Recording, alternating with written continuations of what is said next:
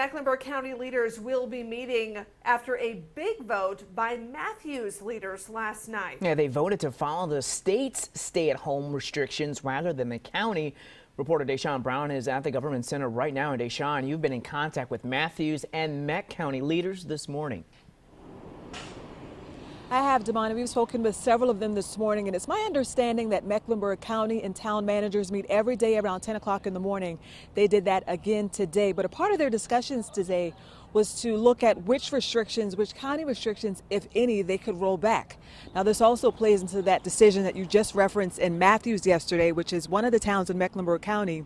And their town commissioners voted 4-3 to start following state orders instead, which have looser guidelines in Mecklenburg County. That means some of their small businesses could ask the state for permission to reopen.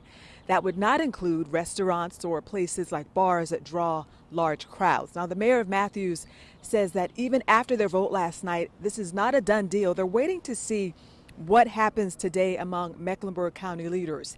And we also know that county commissioners have meetings today at 1 and at 2:30 p.m. I'm told that this may come up for discussion among them as well, but the decision ultimately will include the advice and the recommendation of the health director. So we will certainly follow any updates there. But for now, back to you. Deshaun Brown reporting live for us tonight. Thank you so much for that. And speaking of stay at home, look at this here. Huge crowds are protesting in Raleigh right now, calling on Governor Cooper to reopen the stage. Now, this is a reopen NC protest here. Now, we know Governor Cooper is expected to speak at 2 this afternoon, and we'll carry that live right here on Channel 9 and streaming it right on our app. In Charlotte, Mayor Vi Lyle says the city is working with the governor on the plan to reopen. They say 2 strong weeks could make all the difference. What he has said that when we have a trend of 14 days where we've either leveled or declining cases of the COVID-19 virus, then we can talk about how we reopen our city. Well, in that interview, the mayor also talks about the RNC in Charlotte as well as testing capabilities. And you can watch that on Pandemic, What You Need to Know. It airs right here on Channel 9 at 1 o'clock today.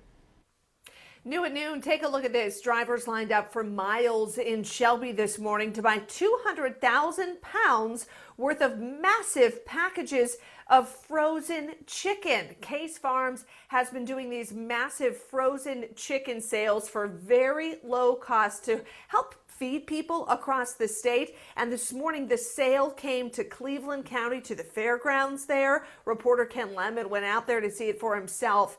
And Ken, the crowds were huge.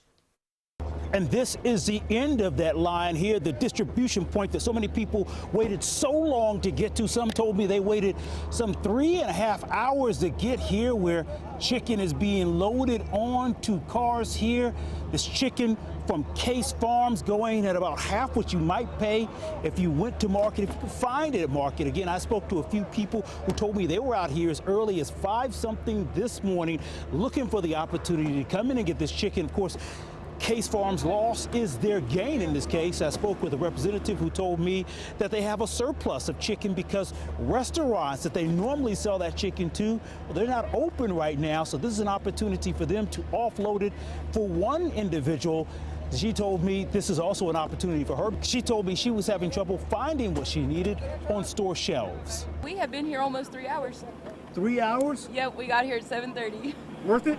I think so. And you will be surprised how fast 220,000 pounds of chicken goes. Case Farms did something special in this case for first responders who may not be able to get out here early. They set up a separate line for them to make sure that they're able to get the chicken that they and their families need. Back to you.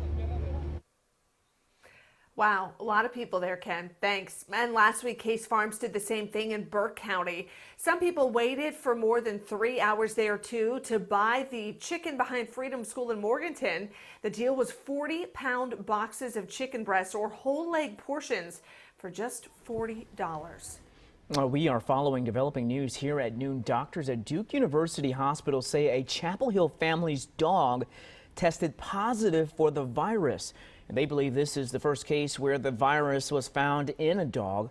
Well, his name is Winston right there. He's a pug that lives with the McLean family in Chapel Hill.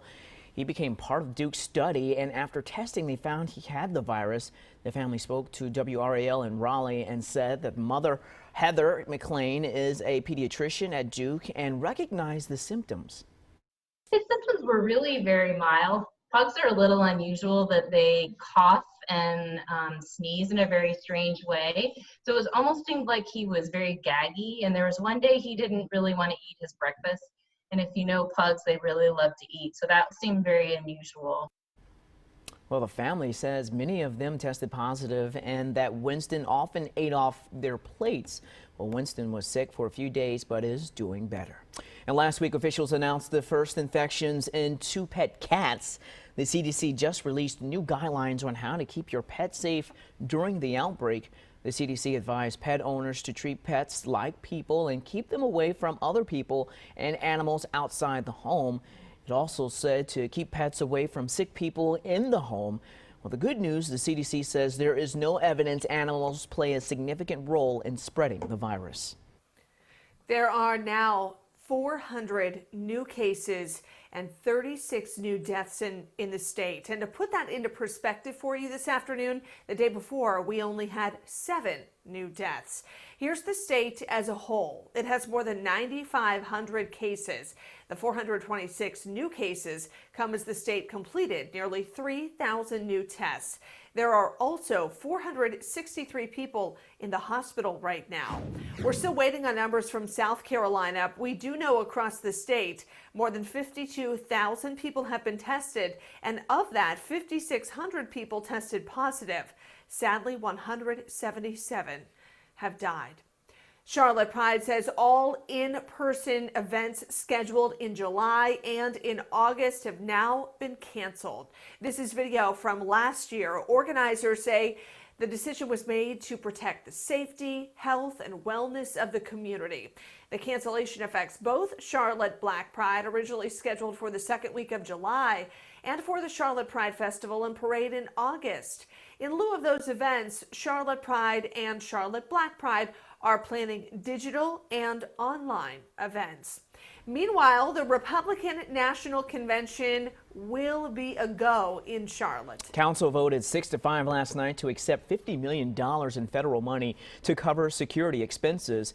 According to the city attorney, there are backup plans for the RNC in case social distancing guidelines and mass gathering limits are still in place this August. If the convention was to occur tomorrow, based on the stay-at-home orders and the prohibitions against mass gatherings, it would not be lawful for the parties to go forward with the convention. 5 council members voted against accepting the money. Many had concerns about the city hosting the convention during the pandemic. Even if council voted against the funds, the city would still have to host the RNC. The only difference is local taxpayers would have had to cover the cost. A small business relief program that just got a reboot is now facing new glitches. But as Jacqueline Fell shows us, the president will be talking about this loan program today.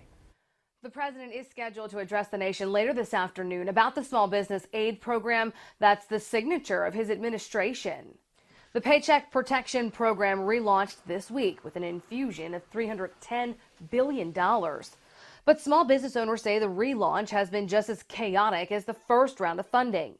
The online application program crashed just minutes after opening on Monday and was basically inaccessible for most of the day. It's been a headache for owners desperate to keep their businesses afloat during the pandemic. As long as I'm still paying my staff, I know that feeling where you're feeling like you're failing them if things aren't going well. Funding is aimed to help small businesses keep the lights on and keep their workers on the payroll, especially as unemployment reaches unprecedented levels during this outbreak. Critics say there isn't enough oversight in the program to ensure funding is going to small and medium-sized shops and not just big business. Reporting outside Washington. We've warned you before about security concerns with the video conferencing platform called Zoom. And now it appears the government is worried that foreign spies could actually hack into the system. ABC News got a copy of the report sent from Homeland Security to law enforcement and government agencies nationwide. It says even security fixes don't totally solve the problem. Zoom disagrees with the report. It says it quickly addressed security issues over the last few weeks. Well, new at noon, if you want to fly JetBlue, well, you'll need a face mask. The airline says its new policy will start Monday. They also ask that you wear a mask in the airport, not just from check-in to the time you get off the plane. Now, this does not apply to young children who can't keep the mask on their face. Meanwhile, the American Airlines Pilots Union wants a similar change. They are calling for the FAA or Congress to mandate safety steps to protect passengers and crew. The Allied Pilots Association wants airlines to be required to provide masks for passengers and crew. Also, COVID-19 screening of everyone before they get on board, priority seating, priority testing for flight crews, and mandated in-depth cleaning. Yesterday, American Airlines told us they do have masks that they will give out to employees, and right now, wearing one is not mandatory.